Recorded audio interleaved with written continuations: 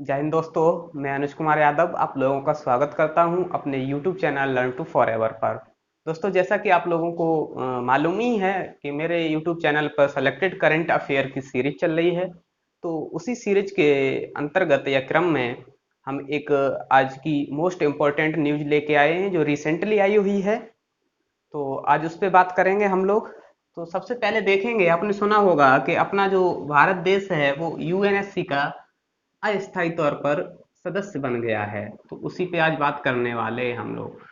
तो आपने सुना होगा, एक नाम होता है यूएनओ। ठीक है। तो अगर इसकी बात की जाए फुल फॉर्म की, तो इसकी फुल फॉर्म होती है यूनाइटेड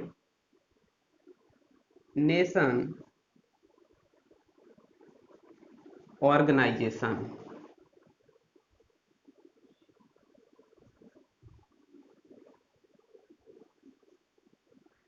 यानी कि हिंदी में बात की जाए संयुक्त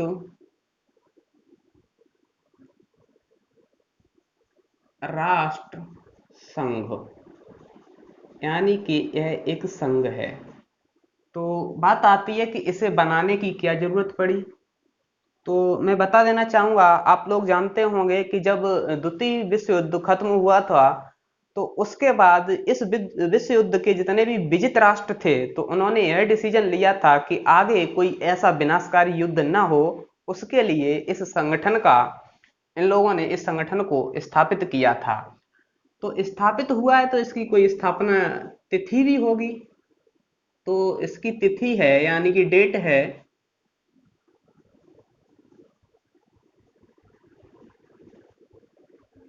24 अक्टूबर 1945। अब बात की जाए कि इसमें सदस्य कितने हैं, तो इसमें सदस्य देशों की संख्या है 194 93। और जो 193वां सदस्य बना था वह बना था दक्षिणी सूडान। क्वेश्चन कभी कभी पूछ लेता है। वहीं इस संगठन के या संघ के अध्यक्ष की बात की जाए, तो अध्यक्ष हैं इसके, यानी कि प्रेसिडेंट, वो वह हैं एंटेनियो एंटेनियो गुटेरस। इनके देश का भी नाम पूछ सकता है, तो ये हैं पुर्तगाल के।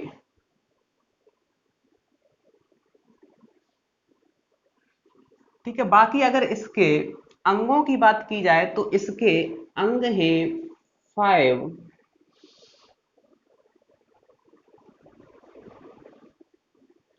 वह हैं, जिसे हम लोग बोल देते हैं जनरल असेंबली, यानी आम सभा। दूसरा है सुरक्षा परिषद।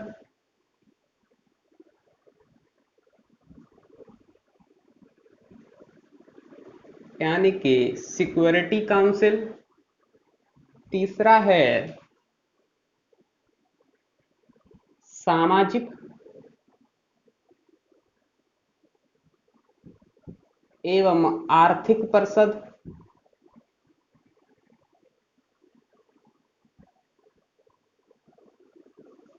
वहीं अगर फोर्थ की बात की जाए, तो वह है सचिवालय।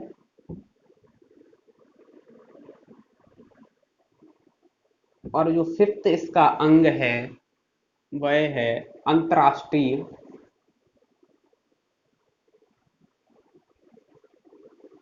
न्यायालय। सबका काम अलग अलग है, लेकिन हमारे लिए जो करंट का इवेंट बना हुआ है, या जो हम लोगों के लिए इम्पोर्टेंट है, वो हम लोगों ने सुना होगा कि यूएनएससी का जो मेंबर बना है वो भारत अस्थायी तौर पर बन गया है। तो यूएनएससी क्या है? यूएनएससी है यूनाइटेड नेशन सिक्योरिटी काउंसिल। ठीक है। यानी कि ये वाला जो पार्ट है, संयुक्त राष्ट्र सुरक्षा परिषद। सुरक्षा परिषद।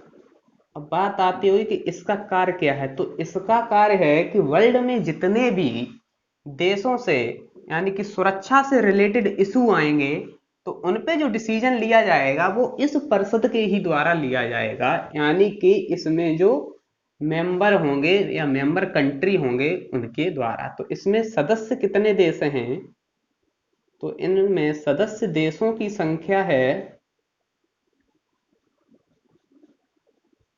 15। और ये दो प्रकार के होते हैं।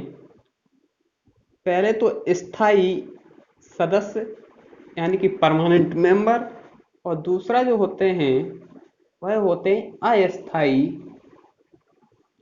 सदस्य यानी कि टेम्पररी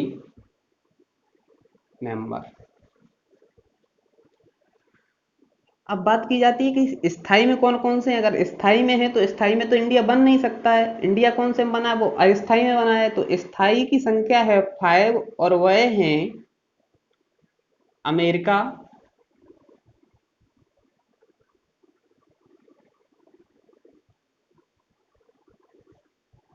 अमेरिका, दूसरा है फ्रांस,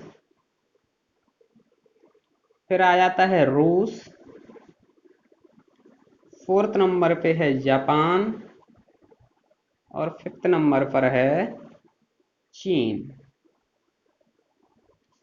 वहीं अगर अस्थायी सदस्यों की बात की जाए इनकी तो संख्या हो गई 5 और ये होते हैं 10। यह हर 2 वर्ष बाद बदले जाते हैं। क्यों बदले जाते हैं? क्योंकि यह अस्थायी होते हैं। ठीक है, तो भारत इसमें 8वीं बार, यानी कि इससे पहले 7 बार और भारत बन चुका है इसका सदस्य, 8वीं बार अस्थायी सदस्य बना है। लेकिन इसके जो चुनाव हैं, चुनाव वो हर ईयर करवाए जाते हैं, यानी प्रतिवर्ष प्रतिवर्ष होते हैं और 5 सदस्यों को चुना जाता है,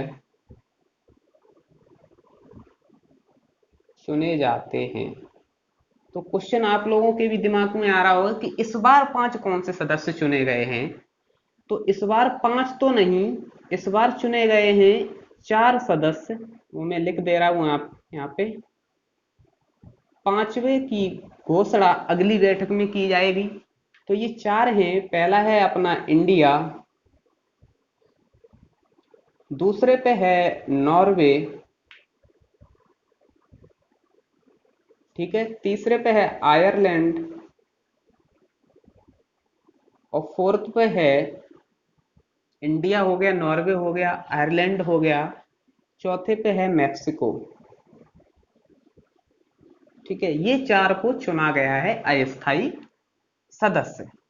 और अपना जो भारत है वो कब के लिए चुना गया है? 2021 से 2022 तक के लिए। ठीक है, अब बात करते हैं स्थायी सदस्यों की। तो आप लोगों ने एक चीज सुनी होगी, वीटो पावर।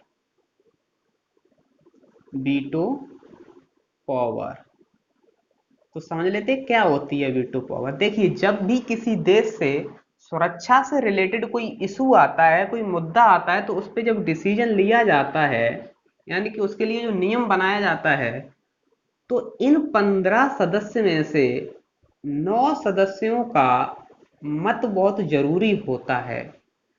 लेकिन उन 9 सदस्यों में भी कंडीशन ये होती है कि इन 5 सदस्यों का होना कंपलसरी है। अगर इनमें से कोई एक सदस्य नहीं होगा तो वह नियम न बनेगा न लागू होगा। ठीक है, बिल्कुल वो अध्यादेश जो भी नियम बनाने के लिए आया होगा वो बिल्कुल डिसमिस हो जाएगा। भाई अगर आप कहो कि ये 10 हैं तो 10 में से 10 आ जाएं, लेकिन इसमें से अगर एक भी नहीं आया, ठीक है, 14 हो जाएं, लेकिन इसमें से अगर एक ने वोट नहीं दिया तो वो पारित नहीं होगा। तो आई होप आप लोगों को ठीक ठाक समझ में आया होगा। अगर आप लोगों को मेरे इस वीडियो से थोड़ी बहुत हेल्प मिले तो मेरे चैनल को लाइक शेयर और सब्सक्राइब करें।